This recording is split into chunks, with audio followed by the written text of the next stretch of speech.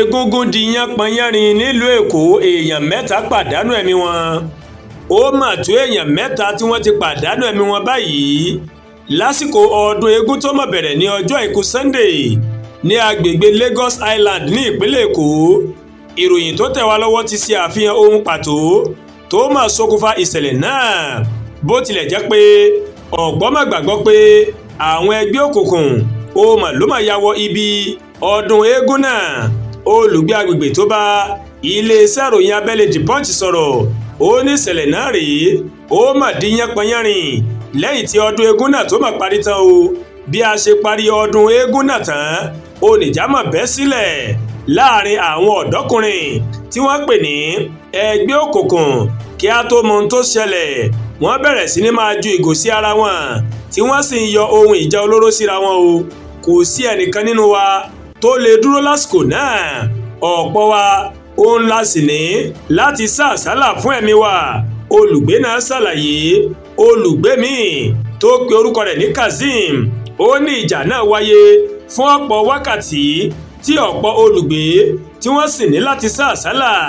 Ìjà yìí ló máa wáyé láti ìrọ̀lẹ́ títí wọ òru gànjọ́. Ọ̀pọ̀ nínú wa kò lè sùn nítorí rògbòdìyàn yìí àti bí ariwo bó ṣe pọ̀. Ó ṣàlàyé bẹ́ẹ̀. Iléeṣẹ́ ọlọ́pàá ní ìpínlẹ̀ Èkó nínú àtẹ̀jáde tí wọ́n fi síta lórí ìṣẹ̀lẹ̀ náà ní ọjọ́ Ìṣẹ́gun Tuesday, ó mà kéde pé àwọn ti fi kún ààbò ní agbègbè Lẹ́kì, Àjà àti àwọn agbègbè bíi Ọ̀gọ̀mbọ̀ àti Ẹlẹ́mọ̀rọ̀. Ìgbésẹ̀ yìí ní iléeṣẹ́ ọlọ́pàá ní àwọn máa gbé kalẹ̀ láti pè fún àlàáfíà ní agbègbè tí ọ̀rọ̀ kàn.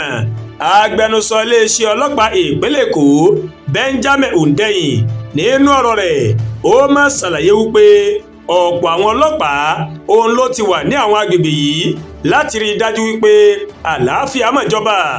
Iléeṣẹ́ ọlọ́pàá fìdí ìṣẹ̀lẹ̀ náà múlẹ̀ pé èèyàn mẹ́ta ọ̀tọ̀ọ̀tọ̀ ló máa pàdánù ẹ̀mí wọn lásìkò ọdún egúngún yìí tó wáyé ní agbègbè Lekki phase 1. Bákan náà ní Hundeyin fìdí rẹ̀ múlẹ̀ pé ọwọ́ mà ti tẹ afurasí 23 lórí ìṣẹ̀lẹ̀ náà. Àwọn afurasí náà ni Frank Okpara, Friday Ebuka, Babatunde Mufutau, Sulaiman Muri, Olamide Malik, Inwaka Lucky, Raphael Azim, Wasiu Karim, Sadiq Olabisi, Ibrahim Abdul, Ibrahim Aminu, Nasiru Musa, Friday Iwanfo, Ahmed Fatai, Aro Abiola tí wọ́n ń pè ní Zino, Tijani Shehu tí wọ́n ń pè àdàpè rẹ̀ ní Abana, Gift Igedi, Ugo Chukwuchike, Ridwan Hales, Happiness Otigbo, Abiodun Adegun, Adedayo Adeoti àti Hafiz Ahmed. Ẹ̀ka iléeṣẹ́ ọlọ́pàá ìpínlẹ̀ Èkó ìyẹn Strike Force ti balẹ̀ kà sí agbègbè Lẹ́kì Àjà láti rí i dájú wípé kò sí rògbòdìyàn kankan ní àwọn agbègbè náà. Àdúràgbà Olúwatóyìn ló ń kàròyìn sí létí láti kàn ní eyayorubaworldtv. Bẹ́ẹ̀ ṣe ń wò wá, ẹ máa bá wa like, ẹ máa share, ẹ máa comment. Ẹ má tún gbàgbé láti bá wa subscribe sórí YouTube channel wa, kẹ́ wá bá tẹ notification bell láti máa wo ètò alákòójọ̀kan tó bá ti gorí ìkànnì yìí.